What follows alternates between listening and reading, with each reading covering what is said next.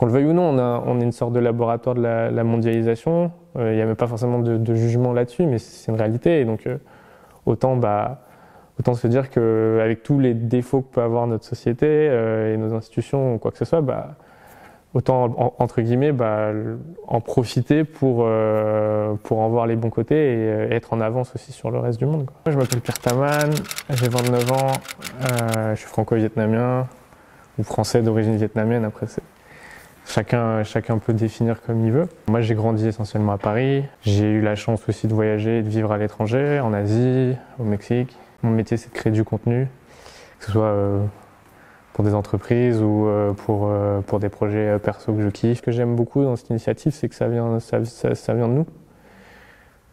Ça attend pas l'aval des institutions.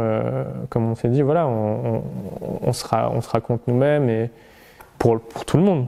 Mais au moins, ouais, il y a une vraie démarche, il y a une vraie réflexion. La communauté vietnamienne, ouais, en Île-de-France notamment, et avec qui j'ai pu grandir.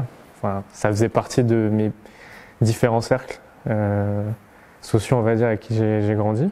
Il y avait ça, il y avait l'école, il y avait la famille, il y avait les amis du quartier. Il n'y a pas il y a plusieurs types de communautés. C'est pas un bloc, quoi. Disons que ces communautés se sont créées à la fois avec l'héritage colonial français, mais aussi la guerre du Vietnam contre les Américains dans les années 60-70. Et donc forcément, cette histoire-là a un impact sur la manière dont cette communauté est divisée d'ailleurs, ou se répartit, on a plusieurs tendances.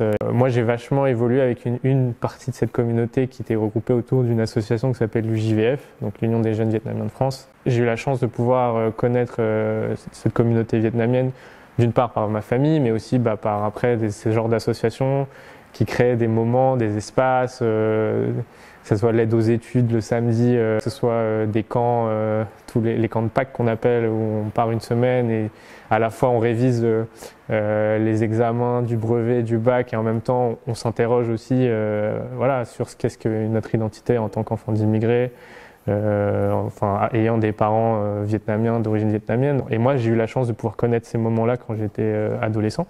Et je pense que ça m'a vachement aidé du coup à mieux, en tout cas, naviguer dans ces questionnements. La deuxième étape, c'est que j'ai eu la chance de pouvoir aller vivre en Asie. J'ai vécu 1 an à Hong Kong en échange universitaire.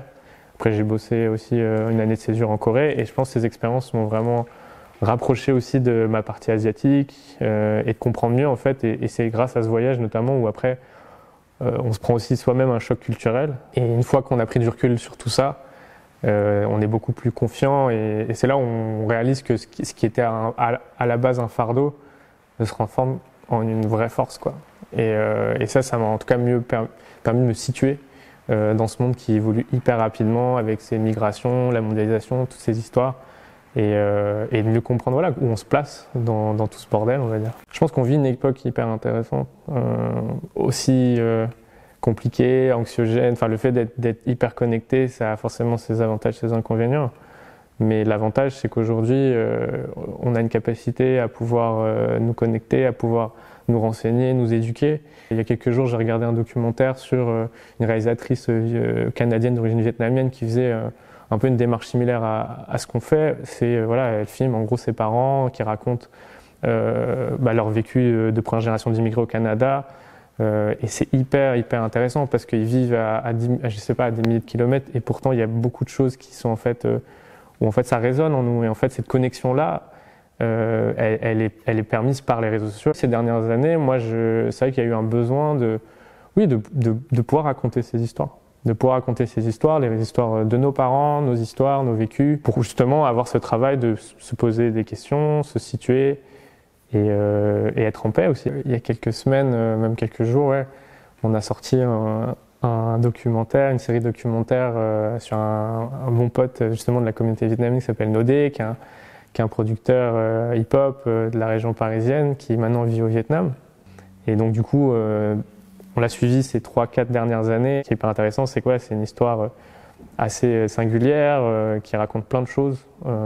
Juste derrière le processus créatif, il y a un retour aux sources, ce qui n'est pas forcément évident, surtout quand on n'a pas été à même on a grandi avec des parents qui nous ont un peu transmis ce côté on rase les murs.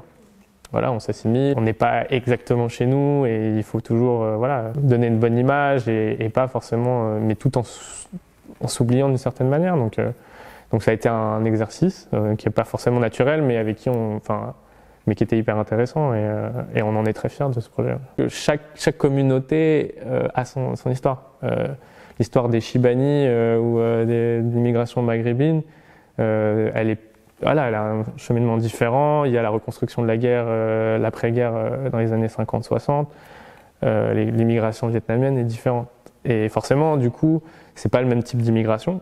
C'est pas le même type on va dire entre guillemets, de profil, de nombre aussi. Donc forcément, tous ces éléments jouent aussi sur la manière dont on est réparti dans la société, comment on est vu dans la société. C'est assez similaire finalement aux États-Unis. Hein. C'est un peu les minorités modèles, discrètes, qui font pas de vagues, qui finalement, si on y pense, hyper condescendant et raciste. Parce que voilà, on s'arrête à ce qu'on représente et ce qu'on dégage et pas à ce qu'on est en tant que personne. Et on est utilisé un peu comme la caution. Pour dire regardez, les Arabes et les Noirs, les Asiatiques sont bien mieux. Après voilà, on verra quand des décennies plus tard, quand la Chine va avoir de plus en plus de pouvoir, et on l'a déjà vu même avec le Covid, on va voir que déjà les perceptions sont déjà en train de shifter. Et c'est vrai qu'en fait nos parents, je pense, en tout cas nos parents et la première génération, quand ils sont dans un mode de survie, voilà, ils voient un système, même si là on en parle, et ils l'ont peut-être pas verbalisé comme on le fait, mais ils se disent voilà, il faut survivre dans le monde occidental, on est perçu, c'est peut-être raciste, mais au moins on a une bonne presse et ça va nous permettre de pouvoir nous élever un peu plus socialement. Mais maintenant, c'est vrai qu'il y a un enjeu, c'est que il y a un travail de discussion, de conversation à faire, parce que forcément ça alimente aussi du racisme entre les communautés.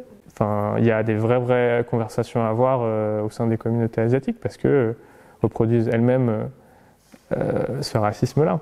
Une première étape qui est assez importante, c'est d'avoir ces conversations au sein de nos communautés. Ce qui n'est pas évident, éduquer nos propres parents, éduquer cette première génération qui a son histoire, mais qui a aussi attaché qu'on peut être vis-à-vis d'eux et reconnaissant par rapport à ce qu'ils ont pu faire et nous amener une meilleure vie. Et il y a aussi des conversations difficiles à avoir avec eux.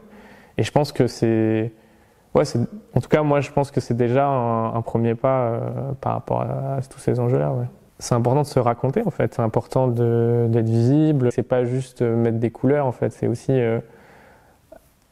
raconter un héritage, raconter pourquoi, en fait, on est tous là côte à côte. Qu'on le veuille ou non, on est une sorte de laboratoire de la mondialisation. Il n'y a même pas forcément de jugement là-dessus, mais c'est une réalité. Et donc, autant se dire qu'avec tous les défauts que peut avoir notre société et nos institutions ou quoi que ce soit, autant, entre guillemets, en profiter pour en voir les bons côtés et être en avance aussi sur le reste du monde. Quoi. Mais les choses évoluent, les choses évoluent. Un truc intéressant, c'est que cette année, je trouve que dans les manifs antiracistes, contre les violences policières, je voyais très peu d'Asiatiques, voire quasiment pas, et j'en vois de plus en plus. Et ça reste très très embryonnaire. Mais on sent qu'il y a des choses, je vois sur les réseaux sociaux aussi des personnes aussi des communautés vietnamiennes, asiatiques qui sont en tout cas de plus en plus vocaux là-dessus, donc on sent que les choses évoluent quand même.